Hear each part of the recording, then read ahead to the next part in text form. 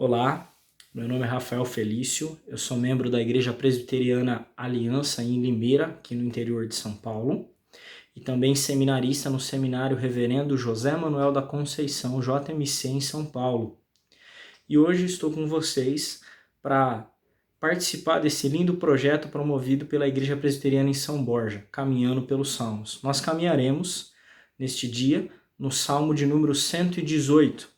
O Salmo é relativamente grande, então, se você ainda não leu, eu recomendo que você pause o vídeo, leia o texto e depois volte para seguirmos com as reflexões. A primeira coisa que nós precisamos levar em conta é que esse é um salmo classificado como salmo de ações de graça. O salmista expressa ao Senhor a sua gratidão pelo livramento que o Senhor lhe deu. Provavelmente esse salmista vem de uma campanha militar, na qual o Senhor, pela sua misericórdia, concedeu-lhe vitória. Ele também é um salmo que remete ao Messias, portanto também é um salmo classificado como messiânico. Nós veremos em pequenos trechos como a linguagem, tanto das ações de graça como dessa essência messiânica do salmo aparecem no texto sagrado. A primeira coisa que nós vemos o salmista fazer é ele apresentar uma série de repetições sobre como nós devemos render graças pela misericórdia de Deus, porque ela dura para sempre. Todo o povo de Deus deve ser contemplado aqui. Ele fala dos justos, aqueles que temem a Deus, fala da casa de Arão, fala de todo Israel. Mais à frente ele também fala de si mesmo e termina o salmo falando que ele quer render graças ao Senhor. Por que isso? Porque o salmista sabe que toda vitória concedida a ele é por causa da misericórdia de Deus e não por causa dos seus próprios méritos. Uma coisa interessante no Salmo é que o Salmo combina elementos que são pessoais e comunitários. Isso também acontece conosco, irmãos. Quando nós passamos por uma série de tribulações e aflições nas quais o Senhor nos dá certo livramento, nós devemos misturar esses elementos. Aquilo que deveria ser apenas uma adoração pessoal passa a ser pública e a comunidade partilha também da glória do Senhor pelo livramento que Ele nos dá, pelo livramento que Ele nos deu.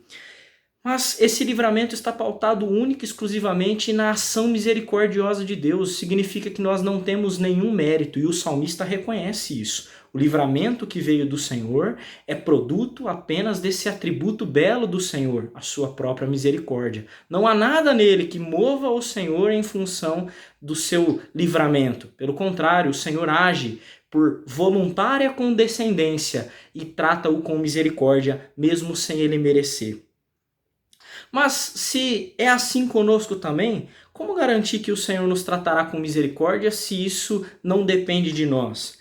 Bom, o salmista apresenta algumas coisas. A primeira delas é que ele invoca o nome do Senhor. A expressão Senhor aqui é Yahvé, que diz respeito ao Deus da aliança. O salmista sabe que ele está em uma relação pactual com o seu Senhor. Ele mantém um relacionamento de aliança, onde há compromissos nos quais o Senhor, que é fiel, se comprometeu a cumprir. E ele cumprirá. O salmista confia no Senhor. Ele passa então a dizer que é melhor confiar no Senhor do que confiar nos príncipes. Porque eu temerei aos homens?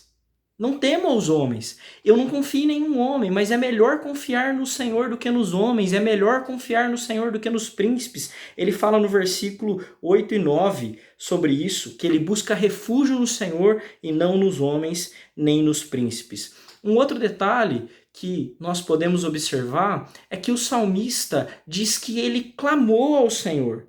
Diz que ele buscou o Senhor e o Senhor lhe deu livramento. O Senhor o ajudou. Porque o Senhor é fiel. Quando nós o buscamos, o Senhor nos ouve, ele atende a nossa voz, se dá vontade dele. Mas mais do que isso, irmãos, o salmista apresenta que a destra do Senhor faz proeza, a destra do Senhor se eleva, e ele repete, a destra do Senhor faz proezas, porque ele sabe exatamente que só o Senhor pode dar livramento. Nós não buscamos nada nos homens. Um outro salmo faz eco aqui, uns confiam em carros, outros em cavalos, mas nós confiamos no nome do Senhor. A parte importante desse salmo, ou talvez a mais importante desse salmo, são os versículos que falam a respeito da pedra angular. O salmista refere-se a si mesmo como a pedra angular. É como se ele fosse a causa da ação misericordiosa de Deus. Nós sabemos, entretanto, irmãos, que no Novo Testamento o apóstolo Pedro vai usar essa expressão para referir-se ao nosso Senhor Jesus Cristo. E essa é a interpretação correta do texto. Quem é essa pedra angular que é responsável pela misericórdia de Deus? O salmista, um pouco antes, diz que o Senhor o castigou severamente, mas que ele não o entregou à morte. Por quê? Certamente o salmista era um pecador.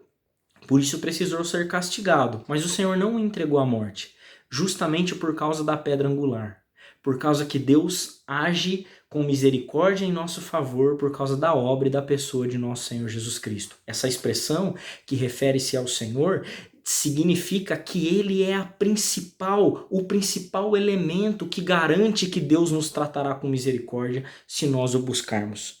Por isso, irmãos, nós devemos clamar ao Senhor para que os nossos olhos estejam fitos no nosso Salvador, porque confiando nele, nós sabemos que Deus nos tratará com misericórdia, porque não tratou o seu filho na cruz com misericórdia. O salmista não morreu, apenas foi castigado, e essa é a disciplina aos eleitos, porque Deus matou o seu próprio filho na cruz para nos tratar com misericórdia. E isso é belo, isso é muito bom. O salmista chega a dizer assim: isto procede do Senhor e é maravilhoso aos nossos olhos. Que você, neste dia, se maravilhe também com a grandeza das conquistas de Cristo na cruz, porque é isso que move-nos, é isso quem nos dá força para caminhar e confiar na misericórdia de Deus. Deus os abençoe.